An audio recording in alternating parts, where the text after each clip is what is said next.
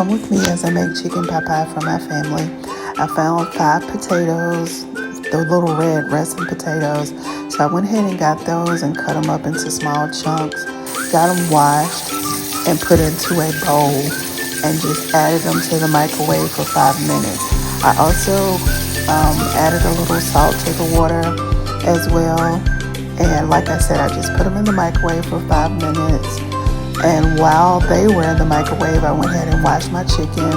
I had 2 chicken breasts and 3 chicken legs and went ahead and put those in my pressure cooker, which is always a plus to have a pressure cooker. They cook really fast and really well. So I put my chicken in while my potatoes was cooking. And then the next thing that I did was go ahead and get started on my roux for my chicken pot pie. And the first thing that I'm gonna put down in the pan is some oil. And then about a half a cup of flour. And also I went ahead and mixed my vegetables in with that as well, which is my bell pepper and onions. And then I also added, which I didn't show on camera, but I did also add about a half a stick of butter as well. Once I got my roux at a good consistency, I went ahead and added in some garlic as well, as you can see on camera.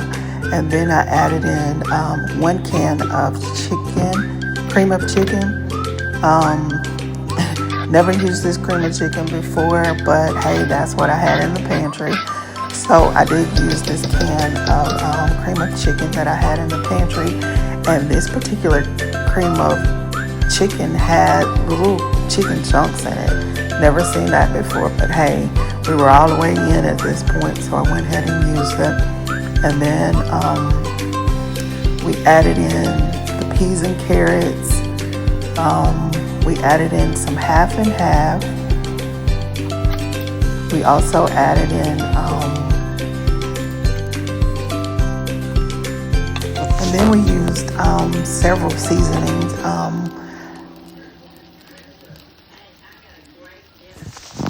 The seasonings that we used was complete season. We used Creole season. We used garlic parmesan and nature seasoning. All of these seasonings are just my preference. You're welcome to use, whatever you would like. And then we came in with some sour cream and some chicken broth. The chicken broth is just regular old chicken broth that I added, but you need to make sure you're stirring to make a good consistency. You don't want any lumps in your foundation. So once we got that all stirred up and put together, I gave it, about 10 minutes to just simmer on low to kind of get the flavors married together. And then after that, while that was on simmering on low, I went ahead and pulled my chicken out of the pressure cooker and deboned everything. And then I came back and added that chicken to the pot. And then I gave it maybe another 10 minutes to simmer on low as well to give the chicken a chance to marry with those flavors that were already in the pot as well. I've seen several recipes where people add corn into this as well, but because I decided to do corn on the cob as a side, I decided not to add corn to mine this time. But usually I would add like a half a bag of frozen corn to my chicken pot pie. But like I said, just because corn is my side on this particular day for dinner, I decided not to add the corn. So after we get all of this done, I found one of those little roasting pans and filled the bottom with my filling. And this time I purchased some crescent rolls and laid those out on top of the filling. Usually, my daughter usually makes this meal here when we do chicken pot pie because hers tastes so much better than mine. I have to give it to her. But sometimes she uses biscuits, sometimes she uses crescent rolls. I guess it just depends on what I've picked up that day from the store. But today we're using crescent rolls because that's what I have already here in the refrigerator, and I didn't want to go to the store. And also, I forgot to let you guys know, I do like a little spice to mine, so I just added a few red crushed peppers in it just to give it that little So, but that's optional. Whatever seasonings you want to add, then that's on you. Whatever preference you have for seasonings, that's okay because everybody likes what they like and they want it to taste like they like.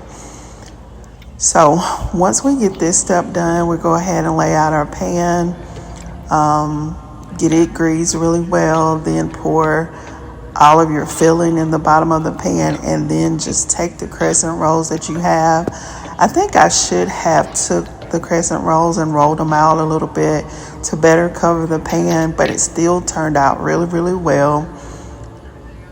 So, because I didn't do that, I won't say I was rushing, but I was a little tired trying to prepare dinner for my family at this time.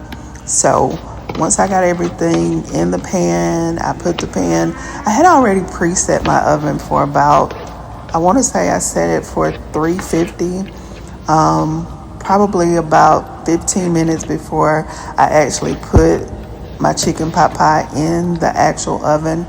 So once I got it in the oven, I set my timer for 25 minutes. And I did, before I put the pan in the oven, once I got the crescent rolls in, I did go ahead and mix up a little butter and parsley just to brush over the top of the crescent rolls to make it pretty and also to make it really, really flaky. So once I put the pan in the oven, we set the timer for 25 minutes, walked away, came back. It still wasn't quite as golden brown as I would like it, so I set it for another 5 minutes and put it back in the oven. And then once that was done, this is what we had. And I'll share with you guys also my corn that I did. I call it, we got